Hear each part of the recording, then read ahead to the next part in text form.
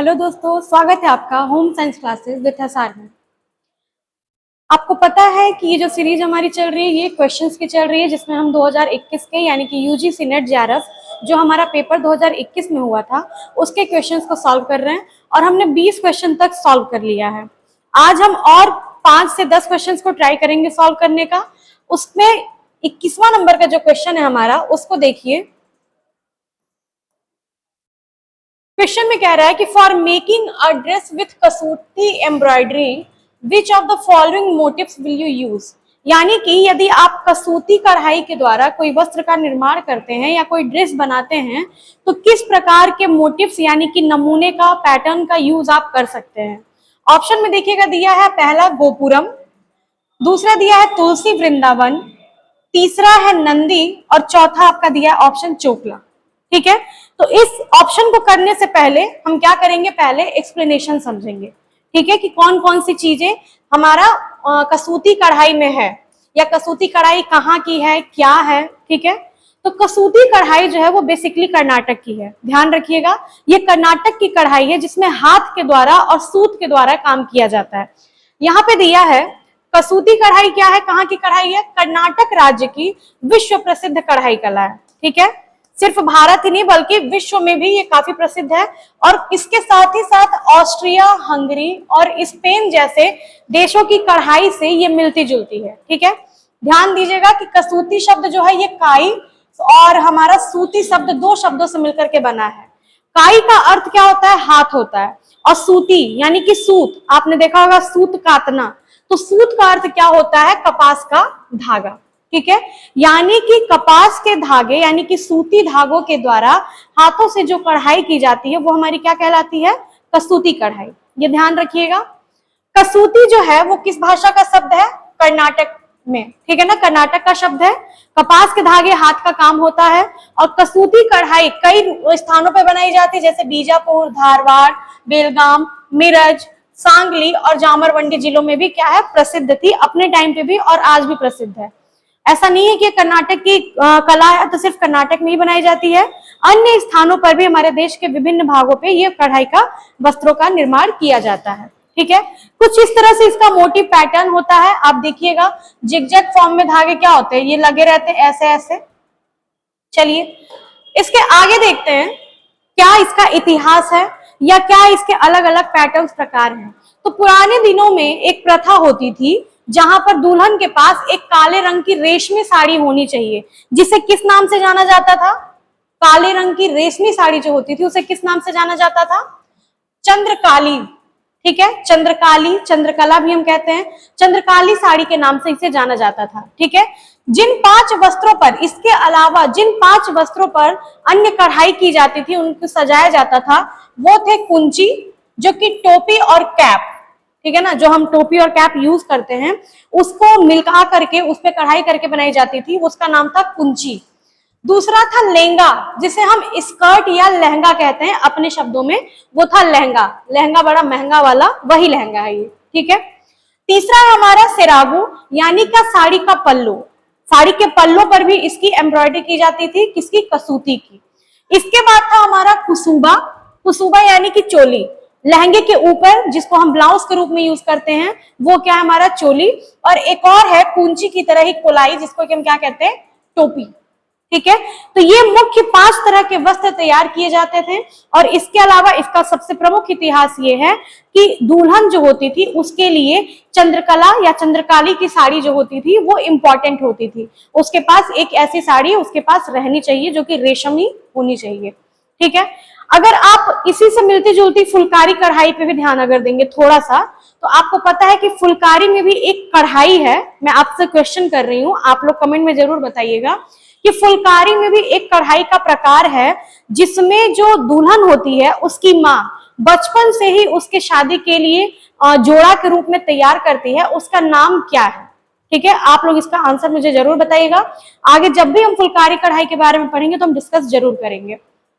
ठीक है, यहाँ पे देखिए ये आपका लहंगा या स्कर्ट के फॉर्म में है, ये रहा आपका चोली यानी कि ब्लाउज, जिसपे कसूती एम्ब्रॉयडरीज की गई है, अलग अलग इसके मोटिव्स हैं, ज्योमेट्रिकल मोटिव्स होते हैं, हाथी, ठीक है, गोपुरम, तुलसी वृंदावन, ये सारे होते हैं, हाथी का चित्र होता है, कमल की चित्रकारी होती है, ये सारी चित्रकारियां हमारी होती हैं, तोता की होती है, गिलहरी की होती है, ये सारा क्या है, पैटर्न है हमारा किसका, कसूती कढ़ाई का, कसूती एम्ब्रॉयडरी का। आगे चलते हैं, नमूने कौन कौन से हैं इसके प्रमुख नमूने, ठीक है, तो ध्यान दीजिए यहाँ पे क्या क्या दिया है, गोपुरम, तुलसी वृंदावन, ठीक है, मंदिर वास्तुकला, कमल के फूल के नमूने भी होते हैं, रथ, ठीक है, उसके साथ ही साथ पालकी, रथ और पालकी, तोता, जानवरों की बात की जाए तो तोता, मोर, हंस और गिलहरी, ठीक है, और पशु रूपांकन में अगर बात की जाए तो बैल, हाथी और हिरण आदि का नमूना किस पे बनाया जाता है, हमारा कसूती कढ़ाई में बनाया जाता है। जैसे यहाँ आप देखिए, आपको क्या दिख रहा है, एक आपका ये तोते वाला नमूना दिखाई दे रहा है, ठीक है, अगर आप इस पैटर्न को देखेंगे तो ज्योमेट्रिकल पैटर्न पे आपको दिखाई देगा। यहाँ पे क्या है, ये हाथी का पूरा नमूना बनाया गया है, ठीक है, और यहाँ पे आपको गोपुरम, तुलसी वृंदावन यानी कि कृष्ण कन्हैया की लीलाओं को भी दर्शाया जाता है, किस माध्यम से, कढ़ाई के माध्यम से। एक चीज इसमें और बता दें कि ये जो कढ़ाई होती है, जैसे नॉर्मली हम कढ़ाई करते हैं तो हम कोई मेजरमेंट नहीं लेते हैं, लेकिन इसमें जो वस्त्र बने होते हैं, जैसे यहाँ समझिए कि अगर मान लीजिए कि ये कपड़ा है, आप इसको ध्यान से देखेंगे तो आपको इन कपड़ों में स्पेस यानी कि छोटे छोटे छिद्र दिखाई देंगे। सूत का कपड़ा, कसूती का कपड़ा जिसे हम कहते हैं, वो हमारा क्या है, ऐसे छोटा छोटा इसमें होल होता है, यानी कि स्पेस बना रहता है, पूरी तरह से वो चिपका हुआ नहीं रहता है, ठीक है, और इसमें एक एक खाने को गिन गिन करके धागा से एम्ब्रॉयडरी की जाती है ताकि ये एकदम बराबर नमूना बैठे, ठीक है ना। तो ये कसूती की खास बात होती है, कसूती यानी कि हाथ के द्वारा सूती धागों से, कपास के धागों से जो कढ़ाई की जाती है वो हमारी कसूती कहलाती है।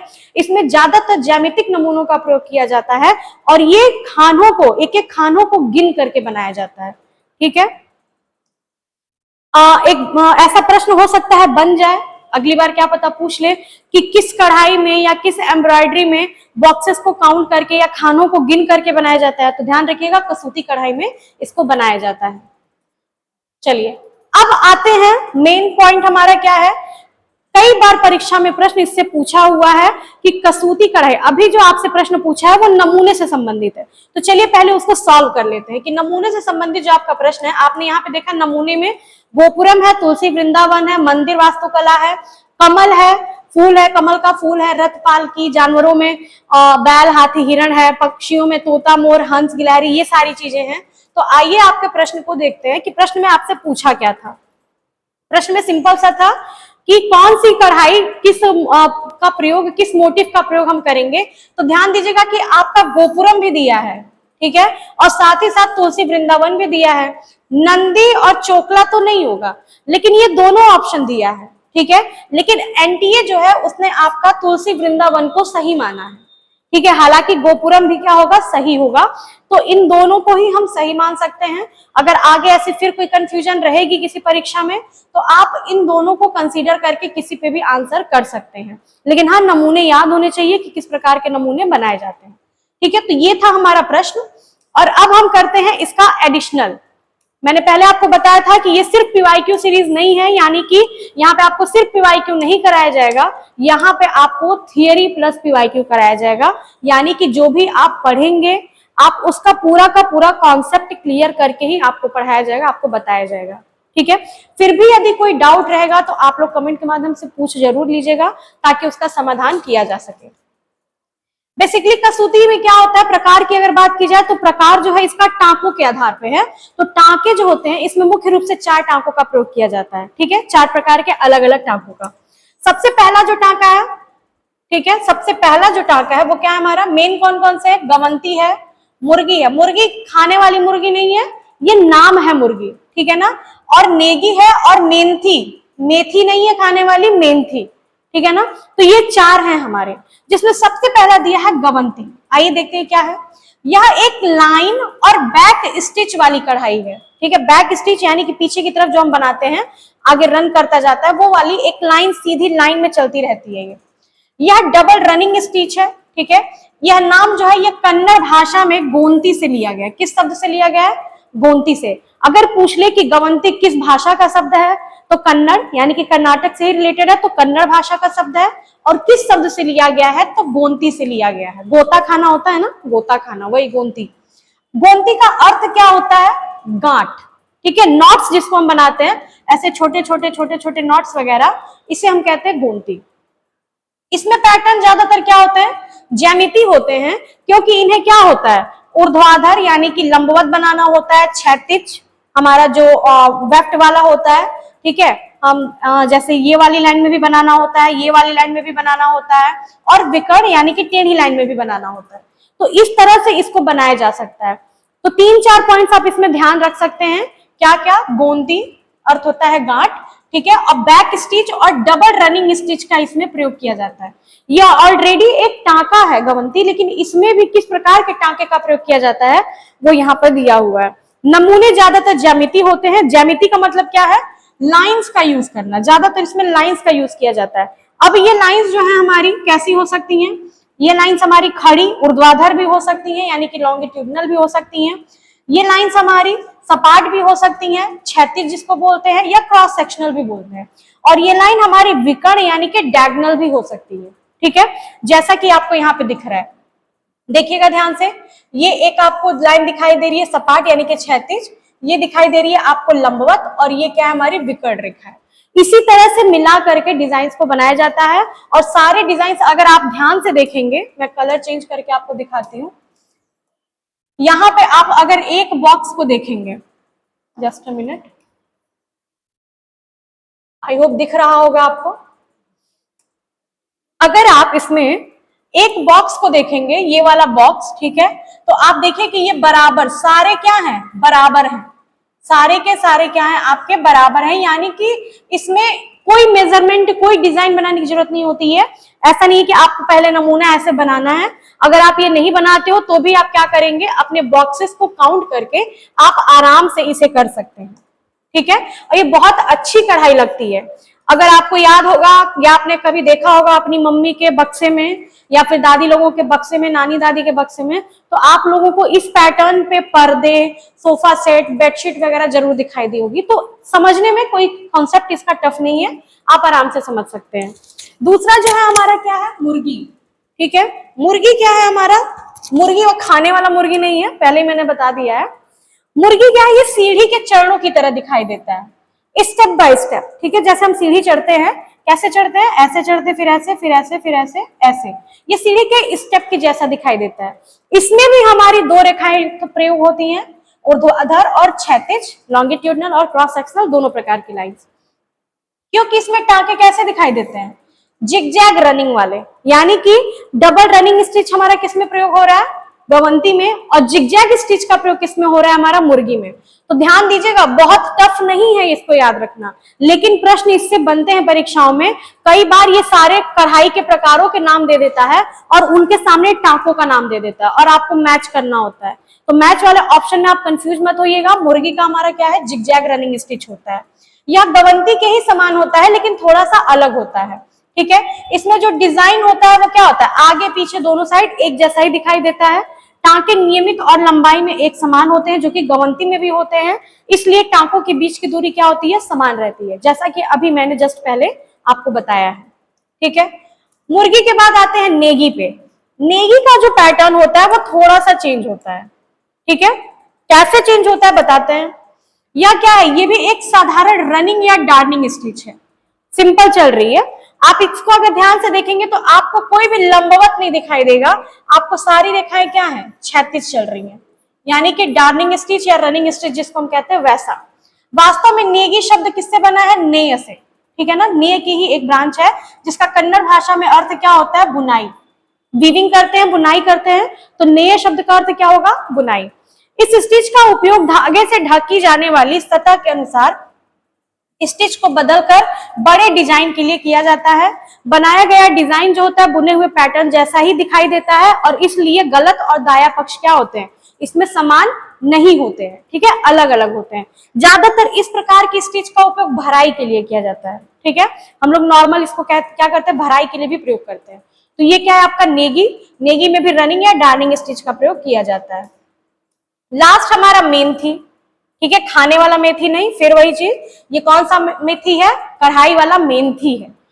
ये एकदम सिंपल है, इसको भी आराम से याद कर सकते हैं। यह एक प्रकार का साधारण क्रॉस सिलाई है, ठीक है, क्रॉस सिलाई है, जिसका इस्तेमाल हम किसके लिए करते हैं, बैकग्राउंड बनाने के लिए करते हैं, या कोई एरिया अगर बचा हुआ रहता है तो उसको कवर करने के लिए। इसमें कई सारे नमूने दिए हुए हैं, जैसे यहाँ पे देखिए नंदी का भी नमूना दिया हुआ है, स्पैरो भी दिया है, पैसले भी दिया है, स्क्वायरल गिलहरी भी दिया, पीकॉक भी दिया है। ध्यान दीजिएगा, अभी नंदी आपका ऑप्शन में भी था, तो आप नंदी को भी इसमें कर सकते हैं, यानी कि कहीं ना कहीं वो चारों ही ऑप्शन आपके कसूती के ही हैं, ठीक है, लेकिन आप उसमें किसी एक को भी कंसीडर कर सकते हैं, और वो सारे अगर मल्टीपल चॉइस में पूछेगा तो भी हो सकता है। इसमें क्रॉस स्टिच होता है, जैसे हम नॉट बनाते हैं, कई सारे क्रॉसेस को बना करके नॉट बनाया जाता है, गांठ बनाया जाता है, एकदम सिंपल है ये। चलिए, ये हो गया हमारा। अब नेक्स्ट क्वेश्चन देखते हैं कौन सा करना है। कुछ कुछ क्वेश्चंस छोड़ते जाएंगे, क्योंकि उनको थोड़ा सा डिटेल में करना ज्यादा जरूरी है, ठीक है।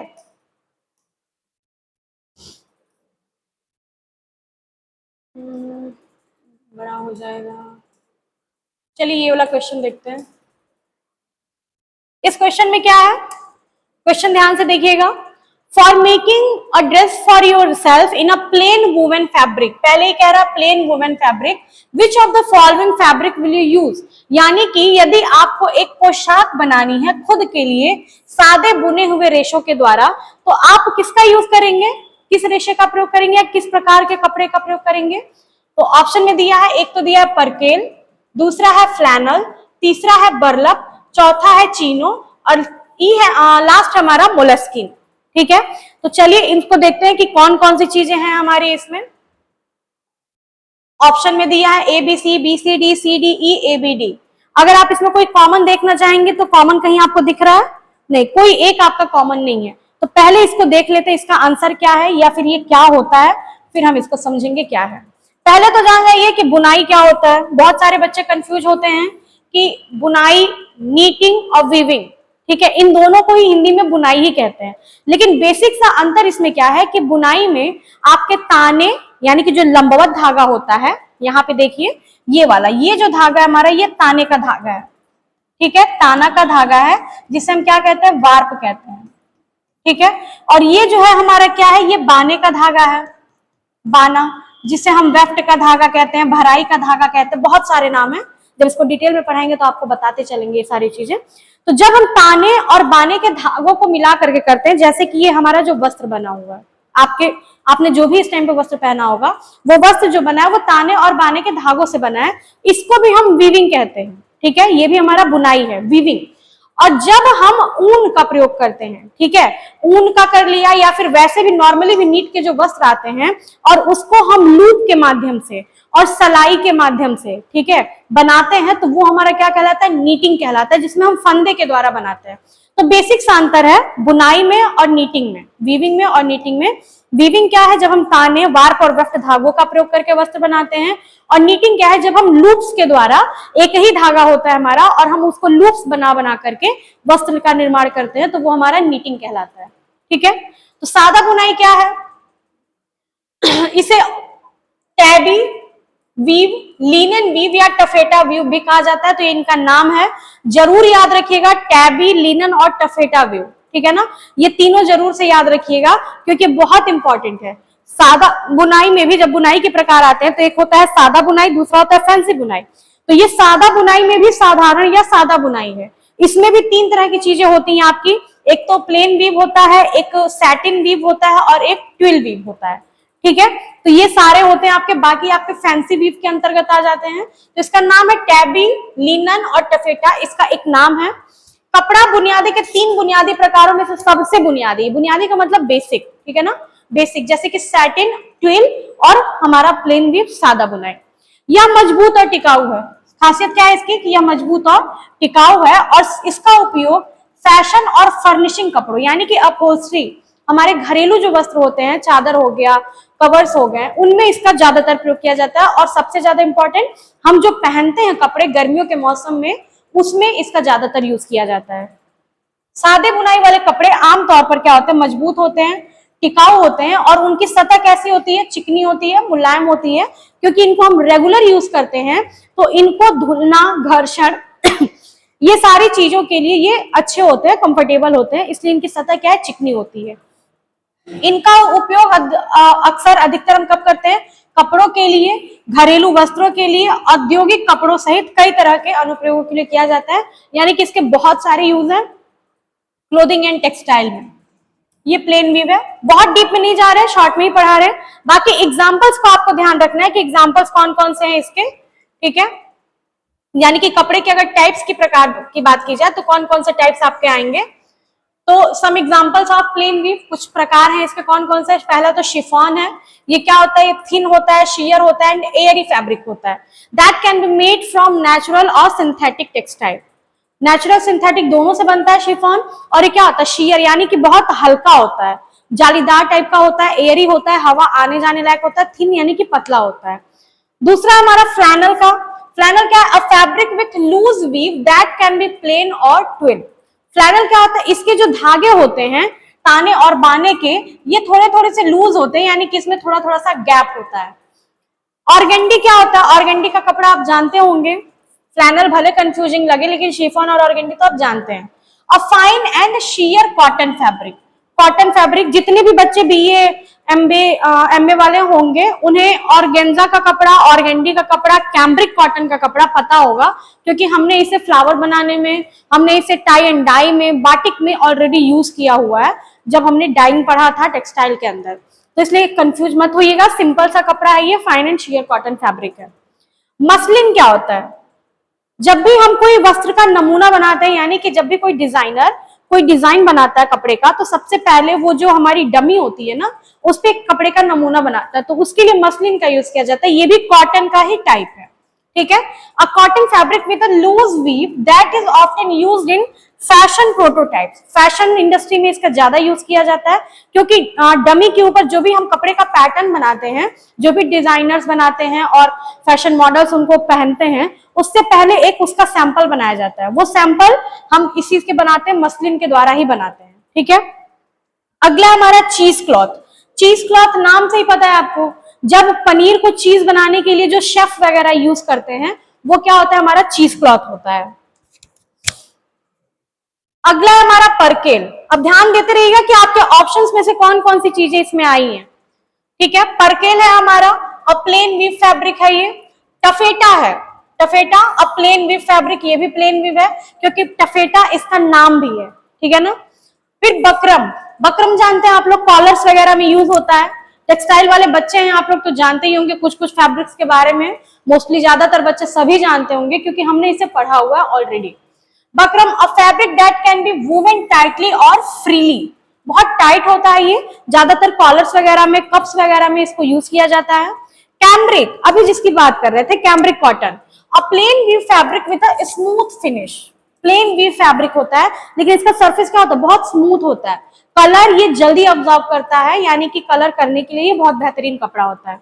जॉर्जेट का कपड़ा, जॉर्जेट की साड़ियां वगैरह पहनते हैं हम लोग। A fabric woven with tightly twisted yarns in opposite direction. उल्टी दिशा में इनको बनाया जाता है। यार्न को क्या करते हैं, प्लेन नहीं होता है, ट्विस्ट करके बनाया जाता है। आपने इसलिए देखा होगा कि जो जॉर्जेट का कपड़ा होता है वो हमारा क्या होता है, थोड़ा थोड़ा जालीदार भी दिखता है, हालांकि उसमें स्पेस नहीं होता है ज्यादा, फिर भी वो थोड़ा थोड़ा जालीदार शेयर टाइप का दिखाई देता है।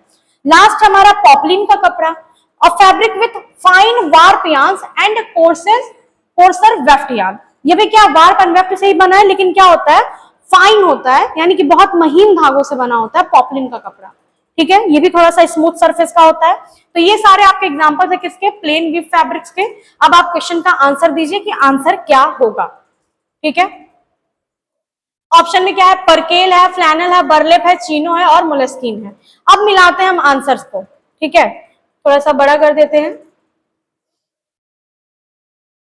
चलिए, अगर हम देखें तो अभी हमने देखा है कि हमारे ऑप्शन में क्या था, जो एग्जांपल हमने पढ़ा था, परकेल था और हमारा फ्लैनल था, यानी कि ए तो होगा ही, ठीक है, और बी भी होगा, ए बी, ए बी, ए और बी यहाँ पे है, बी ए इसमें नहीं है तो हम इसको क्या करेंगे, कट कर देंगे। अब इन दोनों में ही आपको सी तो नजर आ ही रहा है, ठीक है, और डी भी कॉमन नजर आ रहा है, तो अब इसमें सी और डी ऑप्शन बचा ही है। तो अब आपको बताना है कि इसमें कौन सा होगा, सी होगा या डी होगा। इस क्वेश्चन को हालांकि बताया जा सकता है तुरंत, लेकिन थोड़ा सा आपको सेंस लगाना है, अपना कॉमन सेंस, और आपको इसका आंसर मुझे कमेंट के माध्यम से देना है। इनकेस अगर आप नहीं दे पाएंगे तो मैं नेक्स्ट क्लास में इसको जरूर बता दूंगी, लेकिन आप प्रयास करिएगा, थोड़ा सा मेहनत आप लोग भी करिए, क्योंकि होमवर्क देने का पर्पस क्या है कि आप लोग थोड़ा सा एक्टिव रहेंगे। वीडियो देखने के बाद वीडियो खत्म, पढ़ाई खत्म वाला सीन नहीं रहेगा, क्योंकि देखिए बच्चों इतना से नहीं होगा, ठीक है। ये मेरा प्रयास है कि मैं आप लोगों के लिए एग्जाम्स की तैयारी करवा दूं, आप भी करते रहिए। इतने कम समय में मैं पूरी गारंटी ले ही नहीं सकती कि मैं पूरे सिलेबस को कवर करा दूं, लेकिन हाँ इन क्वेश्चंस को थियरी के साथ, एक्सप्लेनेशन के साथ कराने का पर्पज ये है कि आपका पेपर के पैटर्न को लेकर के जो भी समस्या हो, जो भी डाउट हो, वो क्लियर हो जाए, और साथ ही साथ आपको कौन कौन सी चीजें किस तरह से पढ़नी है ये आपको पता चल जाए, ठीक है। तो इसलिए क्लास जरूर देखिए और इसके बाद भी पढ़ाई करते रहिए। और मैंने 2 क्वेश्चन पूछा है, ध्यान दीजिएगा आज की क्लास में। एक तो फुलकारी का प्रकार बताना है और दूसरा आपको इस क्वेश्चन का आंसर देना है। चलिए नेक्स्ट क्वेश्चन हम करते हैं, कौन सा, आज मुझे लगता है ज्यादा क्वेश्चंस हो नहीं पाएंगे। चलिए कुछ अच्छे अच्छे क्वेश्चंस करते हैं, अलग टाइप के। ये क्या असर्शन रीजनिंग का क्वेश्चन है आपका, ऐसा कुछ अलग टाइप का नहीं है, लेकिन थोड़ा सा इसमें आपको अच्छा लगेगा करने में, क्योंकि इसमें आप कॉमन सेंस भी अगर यूज करेंगे, थोड़ा बहुत टेक्सटाइल की नॉलेज है, तो आप अच्छे से आराम से आंसर दे सकते हैं। क्वेश्चन के असर्शन में कह रहा है ओवरवेट पीपल लुक हैवियर इन स्टिफ फैब्रिक, ठीक है। ओवरवेट का मतलब पता है, हेल्दी, थोड़े मेरे जैसे लोग, ठीक है। और स्टिफ फैब्रिक का मतलब क्या होता है, स्टिफ का मतलब होता है हमारा कड़ा, कड़ा, रूखा, रूखा टाइप का जो होता है कि पहनने पे पूरा कड़ा कड़ा सा, भारी भारी सा लगने लगे। These fabrics stand away from the body, creating an illusion of additional thickness। यानी कि हिंदी में देख लेते हैं, अधिक वजन वाले लोग कड़े कपड़ों में भारी दिखते हैं। क्या ये सही है, असर्शन कह रहा है। और रीजन क्या दे रहा है कि ये कपड़े शरीर से दूर रहते हैं, अतः अतिरिक्त मोटापे का भ्रम पैदा करते हैं। बिल्कुल सही बात है, क्योंकि ये कपड़े मोटे हैं और आपके शरीर से क्या, जैसे शिफॉन और जॉर्जेट के कपड़े क्या हैं, आपकी बॉडी से चिपके रहते हैं, तो इस वजह से ये पतले होने का, यानी कि थिननेस का, पतले होने का इल्यूजन पैदा करते हैं, ठीक है। लेकिन जैसे ही कोई भारी भरकम कपड़े हम लोग पहनते हैं, चाहे कोई सूती के कपड़े हो गए, एकदम प्योर कॉटन के कपड़े हो गए, स्टिफी फैब्रिक्स हो गए, जो हमारे डिजाइनिंग वाले आते हैं, स्पेशली डिजाइनर्स यूज करते हैं, वो वाले कपड़े हो गए, तो इन कपड़े क्या करते हैं, ये मोटापे का भ्रम पैदा करते हैं। तो इसलिए आंसर हमारा ऑप्शन क्या क्या दिया, ऑप्शन में both A and R are correct and R is the correct explanation of A, यानी कि ए और आर दोनों सही है और आर ए की सही व्याख्या है। दूसरा ऑप्शन है दोनों ही सही है परंतु आर ए की सही व्याख्या नहीं है। तीसरा ऑप्शन है कि ए सही है परंतु आर सही नहीं है, और चौथा है कि ए सही नहीं है परंतु आर सही है। तो एकदम सिंपल सा था, आप आराम से इसका आंसर कर सकते हैं कि इसका आंसर क्या होगा, 1, यानी कि दोनों ही सही है और रीजन भी क्या है, एकदम सही है उसका। अब आइए इसको समझते हैं कैसे। बहुत एक्सप्लेनेशन नहीं है, बस ये इमेज है, ये इमेज ही अपने आप में काफी है। आप आराम से इस इल्यूजन को, जो भ्रम पैदा होता है, उसको समझ सकते हैं। यहाँ पे मैंने विद्या बालन को ऐड किया हुआ है, यहाँ पे देखिए विद्या बालन ने ये जो साड़ी पहनी हुई है, ये स्टिफी फैब्रिक की है, यानी कि सिल्क की, भारी सिल्क का कपड़ा है ये, ठीक है। जैसे ब्रोकेट के कपड़े हो जाते हैं, सिल्क के कपड़े हो जाते हैं, कुछ हैवी कॉटन के कपड़े होते हैं, ये स्टिफी फैब्रिक के अंतर्गत आते हैं। तो ये क्या है, ये इनका शरीर बहुत हैवी नहीं है, लेकिन ये हाँ वेट है इनका। तो ये कपड़े क्या है, शरीर से थोड़े बाहर बाहर से दिखाई दे रहे हैं, हालांकि इन्होंने फिटिंग पहना है, लेकिन फिर भी यहाँ पे जो कफ्स बन रहे हैं, ये क्या कर रहे हैं, इसको मोटा इल्यूजन दे रहे हैं, ठीक है।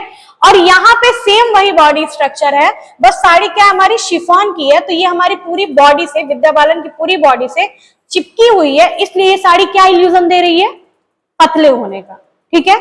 तो कपड़ा बहुत मैटर करता है, आप मोटे दिखाई दे रहे हो कि पतले दिखाई दे रहे हो। मुझे पूरी उम्मीद है कि आप टेक्सटाइल पढ़ रहे हैं, तो आपकी इतनी समझ अब तक पेपर को देते हुए या पैटर्न्स को समझते हुए ये इतनी समझ डेवलप हो गई होगी कि आपके कपड़े का अपीयरेंस वगैरह सारी चीजें से रिलेटेड क्वेश्चंस आपके बनते ही बनते हैं, ठीक है।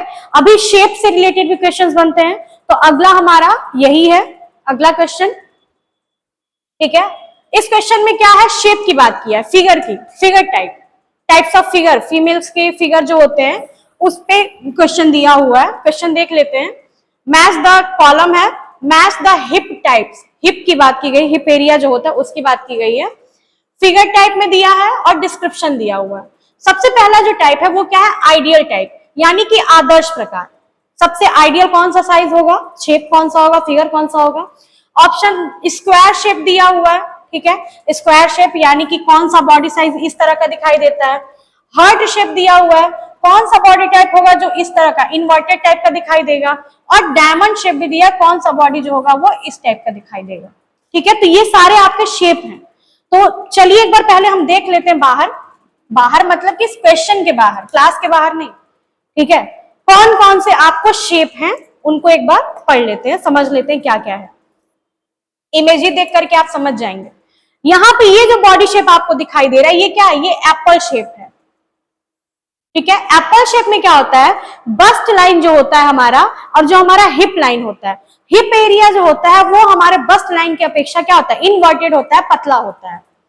पियर शेप में क्या होता है कि हमारा बस्ट लाइन पतला रहता है लेकिन हमारा हिप एरिया क्या होता है वो आउटवर्ड होता है, बाहर की तरफ होता है, इसीलिए इसको आइडियल भी कहा जाता है। पियर शेप जो बॉडी स्ट्रक्चर होता है वो आइडियल बॉडी शेप होता है, इसलिए इसको ध्यान रखिएगा। इसके बाद आपका हार्ट शेप है यानी कि इन्वर्टेड है। आपके शोल्डर्स क्या है, शोल्डर्स और बस्ट एरिया क्या है, बाहर की तरफ आउटवर्ड है, लेकिन आपके कमर और हिप का एरिया इन्वर्टेड होता है। स्क्वायर शेप, स्क्वायर नहीं कह सकते, रेक्टेंगुलर कह सकते हैं, स्क्वायर भी कह सकते हैं। इसमें क्या है, बॉडी पूरी की पूरी बराबर नजर आती है, यानी कि आपके शोल्डर और हिप्स जो है वो बराबर दिखाई देते हैं और बस्ट लाइन भी क्या होती है, बराबर होती है, इसलिए इसको हम क्या कहते हैं, स्क्वायर शेप या रेक्टेंगुलर शेप। ये भी एक प्रकार का शेप है जिसको हम क्या कहते हैं, हावर ग्लास कहते हैं, हावर ग्लास। इसमें क्या है, आपका शोल्डर एरिया और आपका ये हिप एरिया, बस्ट एरिया और हिप एरिया के बीच का जो गैप होता है कमर का, वेस्ट लाइन जो होता है वो बहुत पतली होती है, ठीक है। इन्वर्टेड और आउटवर्ड दोनों तरह का फीलिंग आता है, इसमें दोनों ही तरह की चीजें दिखाई देती हैं, इसलिए ये मुख्य रूप से क्या है, हमारे 5 तरह के शेप है। यहाँ भी सेम वही चीज है, यहाँ पे ये आपका डायमंड शेप दिया हुआ है, शोल्डर इन्वर्टेड होते हैं, हिप्स एरिया क्या होता है, आउटवर्ड, आउटवर्ड का मतलब बाहर की तरफ, इन्वर्टेड का मतलब अंदर की तरफ। ये आपका हार्ट शेप हो गया, रेक्टेंगुलर हो गया, आवर ग्लास हो गया, और ये भी आपका क्या है, मिक्सअप ही होता है, डायमंड शेप इसको भी कहते हैं, ठीक है। और ये आपका इन्वर्टेड होता है, इन्वर्टेड शेप होता है। और ये क्या है, हमारा राउंड शेप होता है। राउंड शेप में क्या होता है, हमारा बस्ट एरिया, हिप एरिया थोड़ा अंदर की तरफ होता है, इन्वर्टेड, लेकिन कमर वेस्ट एरिया जो होता है वो हमारा बाहर की तरफ होता है, आउटवर्ड होता है। तो ये बेसिक से शेप्स है बॉडी के शेप, ठीक है। कुछ यहाँ भी दिया है, यहाँ पे कुछ क्वेश्चंस दिए, पर इनको अभी हम इस क्वेश्चंस के बात करेंगे। चलिए अब आप बताइए कि आंसर में क्या सही होगा। मुझे पता है आप अभी नहीं बताएंगे, लेकिन फिर भी मैं ही बता देती हूँ आपको क्या है। पहले देख लीजिए कि क्या कोई कॉमन नजर आ रहा है क्या, ए का तीसरा, पहला तीसरा, चौथा, बी का चौथा, चौथा चौथा, सी का कोई कॉमन नहीं, डी का कोई कॉमन नहीं, कोई कॉमन नहीं है, ठीक है ना। तो अब आते हैं आंसर पे, कैसे लगाएंगे हम। आइडियल टाइप यानी कि आदर्श प्रकार, अभी मैंने बताया कि आदर्श प्रकार कैसा होता है, पियर शेप होता है, यानी कि हिप्स क्या होते हैं, आउटवर्ड होते हैं, बाहर की तरफ। तो अगर आप सिर्फ कीवर्ड्स पे ध्यान देंगे, ठीक है, कीवर्ड्स पे, हिप्स क्या है, आउटवर्ड है, तो मेरे ख्याल से आप शायद इसमें से आंसर पता लगा लें। Curves diagonally outward from waist to hip, यानी कि कमर से कुल्ले तक विकर्ता बाहर की ओर मुड़ता है। Curves outward abruptly from waist and round sharply inwards, यानी कि कमर से अचानक बाहर की ओर मुड़ता है और तेजी से अंदर की ओर जाता है, गोल हो जाता है। कमर से धीरे धीरे बाहर की ओर मुड़ता है और कुल्हे की हड्डी के ऊपर गोल होता है। कमर से अचानक बाहर मुड़ता है और सीधे कुल्लों तक गिरता है, ठीक है ना। तो अगर आप इसको देखेंगे, मैंने अभी बताया कि curves outward gradually from waist and round over hip bone, ठीक है। ये हमारा क्या होता है, आइडियल टाइप होता है। इस तरह के सारे टाइप्स को आपको पढ़ना होगा और इसी तरह से आंसर्स भी बनाने होंगे। आइडियल टाइप को अगर हम एक और तीसरे में मिला देते हैं, तो आइए देखते हैं ऑप्शन। पहला ऑप्शन में एक का तीसरा है, ठीक है, दूसरे में नहीं है, फिर तीसरे में भी एक का तीसरा, बाकी किसी में नहीं है। तो अब अगर कोई कॉमन क्या दिख रहा है आपको, इसमें चौथा दिख रहा है, दूसरा दिख रहा है, दूसरा दिख रहा है, पहला दिख रहा है, पहला दिख रहा है, चौथा, यानी कि अभी भी कुछ कॉमन नहीं है। अब फिर दिमाग लगाइए, ठीक है। अब आपसे क्या करें, चलिए ए हो गया, डी को अगर हम मिला दें तो मुझे लगता है कि डी को मिलाने से भी आंसर आ जाएगा, हालांकि दोनों में से किसी को भी मिलाने पे आ जाएगा आंसर, ठीक है ना। तो हमारा क्या है, डी। डायमंड शेप, ठीक है। डायमंड शेप की अगर हम बात करें तो डायमंड शेप कैसा होता है? डायमंड शेप ऐसे था, त्रिभुज की जैसा। Curves diagonally outward from waist to hip, यानी कि ये कमर से बाहर हिप के एरिया में क्या हो रहा है? आउटवर्ड हो रहा है, बाहर की तरफ हो रहा है, तो इसलिए क्या हो जाएगा? डी का हमारा पहला हो जाएगा। तो जब आप डी का पहला मिला देंगे तो आपका आंसर नंबर 1 जो होगा वो क्या होगा? सही हो जाएगा, राइट आंसर होगा, ठीक है। अब देखिए बी का क्या दिया है? बी का चौथा दिया है, square shape. Square shape curves outward abruptly from waist and falls straight to hip, ठीक है। मैंने क्या बोला था कि वेस्ट भी बराबर होता है और फॉल्स स्ट्रेट, सीधा जाता है हिप्स की तरफ, तो ये हमारा क्या हो जाता है? हमारा स्क्वायर शेप हो जाता है। हार्ट शेप की बात, curves outward abruptly from waist and rounds sharply inward. Waist से क्या होता है? ये वाला शेप है आपका हार्ट शेप, ठीक है। वेस्ट से क्या होता है? वेस्ट यानी कि आपका जो कमर लाइन है वहां से शार्पली इनवर्ड्स होता है, अंदर की तरफ आता है, यानी कि ऐसा, ठीक है। तो ये क्या है? आपके ये सारे शेप से रिलेटेड क्वेश्चंस हैं। आई होप कि आपको समझ में आया होगा। आप इसको एक बार और जरूर देख लीजिएगा, समझ लीजिएगा, ठीक है। चलिए आज लास्ट क्वेश्चन करते हैं। ज्यादा क्वेश्चंस नहीं करेंगे आज, 5 क्वेश्चंस 4 क्वेश्चंस जितने हो पाए हैं ये लास्ट ही मान के चलिए, इसके बाद का कल और क्वेश्चंस करा देंगे। Match the colour problems and given in the list 1 with their description given in the list 2, यानी कि ये भी मैच करना है आपको। कुछ कलर प्रॉब्लम्स दिए होंगे। कलर प्रॉब्लम्स क्या है पहले ये समझ लीजिए कि वस्त्र जो बनाए जाते हैं, ठीक है, वो कई बार बनाने मैन्युफैक्चरिंग में और कई बार प्रयोग करने के बाद उनके कलर में क्या होता है? डिफरेंस आता है, ठीक है। तो कुछ तो बनाए ही जाते हैं कलर दिखने के लिए, अलग अलग दिखाई देने के लिए, और कुछ क्या होते हैं हमारे यूज करने के बाद से, यूज करने के मेथड के ऊपर डिपेंड करता है उनका कलर कैसे कैसे चेंज हो रहा है या कौन कौन सी प्रॉब्लम्स आती हैं। तो आइए देखते हैं क्या क्या है। सबसे पहले दिया है फ्रॉस्टिंग। फ्रॉस्टिंग यानी कि रुक्षीकरण, कपड़े का रूखापन, ठीक है। टेंडरिंग, टेंडरिंग का मतलब दुर्बलन, कपड़े का कमजोर होना। बैरे इफेक्ट, बैरे को बैरे इफेक्ट ही बोलते हैं। इसमें क्या होते हैं अभी नहीं बताएंगे, आगे बताएंगे। मेटमेरिज्म यानी कि मध्यावयवता, मेटमेरिज्म कभी कुछ दिखना कभी कुछ दिखना, ये वाले सिस्टम होता है। कुछ कपड़े आपने देखे होंगे कि धूप में अलग दिखाई देते हैं, वहीं जब अंदर जाते हैं कमरे में तो अलग दिखाई देते हैं, तो उसको हम मेटमेरिज्म इफेक्ट बोलते हैं, ठीक है। डिस्क्रिप्शन में क्या दिया है? Weak areas in a fabric resulting for chemical damage. अभी मैंने एक बहुत छोटा सा आपको टिप दिया है, अगर आप उस पर करेंगे तो डेफिनेटली कर ले जाएंगे। Horizontal off shade band across fabric, यानी कि समस्त कपड़े में क्षैतिज बेरंग पट्टी बन जाती है। Same colour appears different under different light sources, यानी कि विभिन्न प्रकाश स्रोतों के अंदर वही रंग क्या होता है? अलग अलग दिखाई देता है।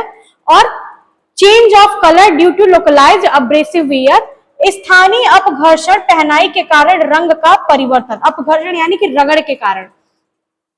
Unintentional shade variation within a piece of fabric, यानी कि कपड़े के एक टुकड़े के भीतर अनअपेक्षित रंगत भिन्नता होना। ये सारे 5 ऑप्शंस दिए हैं और आपके रंग की समस्याएं 4 ही दी हैं। तो अगर मैंने अभी आपको एक ही बताया है, ठीक है, लेकिन फिर भी आंसर को करने से पहले हम देख लेते हैं, बस इमेज देखेंगे। इमेज देखिएगा कि कौन कौन से इमेजेस हैं यहाँ पे। पहला जो इमेज है आपका क्या है? फ्रॉस्टिंग का इमेज है, ठीक है। फ्रॉस्टिंग, फ्रॉस्टिंग में क्या दिखा है? रूखापन, यानी कि ये जो है ये हमारा क्या है? ओरिजिनल है, ओरिजिनल कह सकते हैं या न्यू फैब्रिक कह सकते हैं, जो एकदम बढ़िया है। लेकिन जब हम उसको यूज करने लगते हैं, प्रयोग करने लगते हैं, तो रेगुलर यूज की वजह से या धूप में रंग उड़ने की वजह से उसका कलर क्या होता है? चेंज हो जाता है, ठीक है। तो ये आपका फ्रॉस्टेड फैब्रिक है। आपको कलर अंदर दिख रहा है, यानी कि रंग में परिवर्तन हो गया है, ठीक है, रूखापन आ गया है। ये जो है ये टेंडरिंग का है। टेंडरिंग में देखिए यहाँ पे आपको ऑयल स्टेन दिख रहा है। कई बार क्या होता है कि कुछ केमिकल वगैरह हमारे कपड़ों पे गिर जाते हैं, तो उनसे क्या होता है कि जो कपड़े का रेशा होता है वो डैमेज होने लगता है। जब वो डैमेज होता है तो वहां पे स्पॉट दिखाई देने लगता है, धब्बे टाइप के दिखाई देने लगते हैं, या वो खुल जाता है और डबल एंड्स दिखाई देते हैं। कई बार ऐसे छोटे छोटे, खासकर ऊनी वस्त्रों में ये ज्यादातर दिखाई देता है, और कुछ टेम्पल मार्क्स टाइप के दिखाई देने लगते हैं कपड़ों में छोटे छोटे से, ठीक है। तो ये टेंडरिंग यानी कि कपड़ों की दुर्बलता है केमिकल वगैरह की वजह से। फैब्रिक बैरे, फैब्रिक बैरे में क्या होता है? ये सैंपल, इसका एग्जांपल है, ये मतलब इमेज है। बैरे का मतलब क्या है? चौड़ाई, ठीक है ना, चौड़ापन आना। आप इसको देखेंगे कि कपड़ा जैसे जैसे पुराना हुआ है इसमें ये चौड़ा चौड़ा सा इफेक्ट आपको दिखाई दे रहा है, ठीक है, जिसको हम कह सकते हैं क्षैतिज या क्रॉस सेक्शनल टाइप का, हॉरिजॉन्टल टाइप की रेखाएं कपड़े पे क्या हो रही है, बन रही है, यही होता है फैब्रिक बैरियर। मैटमेरिज्म अभी मैंने बताया, यहाँ पे देखिए क्यूट सा फोटो भी है, our bags are the same colour, यानी कि जब वो लोग धूप में देख रहे हैं तो उन्हें उनके बैग का कलर क्या है, same lavender colour, same lavender colour दिखाई दे रहा है। जैसे ही वो लोग क्या कर रहे हैं, कमरे में एंटर कर रहे हैं, the colours are different now, इसका लाइट है और इसका क्या है, डार्क है, यानी कि कलर सेम है लेकिन उसका मैटमेरिज्म इफेक्ट क्या है, प्रकाश में और अंधेरे में अलग दिखाई दे रहा है, जो मैंने अभी बताया है। अब मुझे लगता है कि आप इस क्वेश्चन को एकदम आराम से, बहुत इजी, यूं चुटकिया जो होता है ना, चुटकी बजा के कर लोगे। कैसे करोगे, सिंपल सा है, अगर एक ऑप्शन ला, पहले देखते हैं कि ऑप्शन किस टाइप के बने हुए हैं। अगर एक ऑप्शन से आंसर मिल गया तब तो सबसे बेहतर है।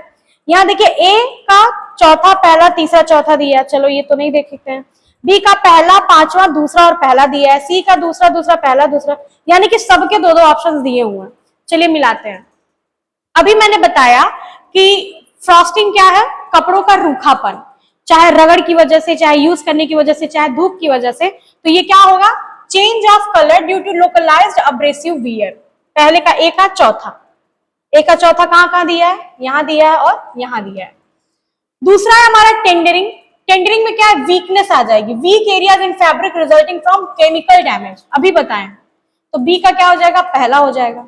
अब बी का पहला यहां भी दिया है, यहां भी दिया है, बहुत सही, और कंफ्यूज कर रहा है लेकिन होना बिल्कुल नहीं है। बैरे इफेक्ट में क्या दिया, अभी मैंने बताया कि हॉरिजॉन्टल लाइंस होती हैं। कीवर्ड्स याद रखने हैं आपको, बहुत ज्यादा नहीं इस पे फोकस करना है, लेकिन कीवर्ड्स आपको पता होना चाहिए, क्योंकि नेट का एनडीए का पैटर्न क्या है, आपकी जानकारी, कि आपको उस चीज के बारे में कितना जानते हैं। तो बहुत सारे क्वेश्चंस ऐसे होते हैं जिनको आप अगर कीवर्ड्स, हालांकि कॉन्सेप्ट समझना इंपॉर्टेंट है, वो किसी भी एग्जाम के लिए इंपॉर्टेंट है, लेकिन आपके पास समय कम है तो आप कीवर्ड्स के थ्रू आंसर को कर सकते हो। पूरा पढ़ने से बेहतर है कि आप कीवर्ड को पढ़ो और अपने आंसर को दो। जैसे यहाँ पे क्या दिया, वीक एरिया, केमिकल डैमेज, आपने टेंडरिंग लगा दिया। फ्रॉस्टिंग में क्या है, चेंज ऑफ कलर है due to localised abrasive, abrasion के द्वारा, घर्षण के द्वारा। बैरे क्या है, हॉरिजॉन्टल ऑफ शेड बैंड है, चौड़ाई में रेखाएं हैं, तो ये आपका सी का दूसरा हो गया। अब सी का दूसरा यहाँ पे पहले में दिया है। मेटमेरिज्म क्या है, सेम कलर, कलर सेम है लेकिन डिफरेंट लाइट सोर्सेज में आपको अलग अलग दिखाई दे रहा है, यानी कि मेटमेरिज्म का तीसरा हो गया, और आपका सही आंसर क्या हो जाएगा, ऑप्शन नंबर 1। क्लियर है, मुझे लग रहा है कि आपको समझ में आ रहा होगा, ठीक है, नहीं समझ में आएगा तो एक बार और देख लीजिएगा, और जो भी डाउट रहेगा एक बार पूछ जरूर लीजिएगा। आज हम इतने ही क्वेश्चंस को करेंगे, कल मैं प्रयास करूंगी कि और भी क्वेश्चंस आपके सामने लाऊं और क्वेश्चंस आपको कराऊं। अगर आपको आज की क्लास अच्छी लगी होगी, ठीक है, तो इसको लाइक शेयर और सब्सक्राइब जरूर कर दीजिएगा। समझ में आया होगा तो, जो ना समझ में आया होगा कमेंट करिएगा, मैं कमेंट के माध्यम से उसको पढ़ करके और आपका आंसर दूंगी। अब 2 क्वेश्चंस जो मैंने अभी दिया है आपको, ठीक है, वो आपको करना है। जो लोग नए जुड़ रहे हैं उन्हें मैं कहना चाहूंगी कि आप लगातार पढ़ाई से बने रहिए। मैं प्रयास करती रहूंगी कि आपको अच्छी से अच्छी चीजें प्रोवाइड करा सकूं, मैटर बढ़िया से बढ़िया दे सकूं। अब ये जो पीडीएफ है ये मैटर ही है आपके लिए, या तो आप इसका स्क्रीनशॉट लेकर के पढ़ लीजिए, ठीक है, और या तो फिर आप इसको नोट कर करके भी पढ़ सकते हैं, क्योंकि हालांकि आपको पता है कि चैनल बहुत बड़ा नहीं है अभी, ठीक है, आप ही के सपोर्ट के द्वारा ही मैं धीरे धीरे आगे बढ़ सकती हूँ। तो जैसे जैसे धीरे धीरे आगे बढ़ेंगे हम लोग अपना क्या करेंगे, चीजों को और बढ़िया करते जाएंगे। फिलहाल मेरी जितनी कोशिश है उसको अप्रिशिएट करने के लिए आप लोग लाइक शेयर और सब्सक्राइब जरूर कर दीजिएगा। Thank you so much.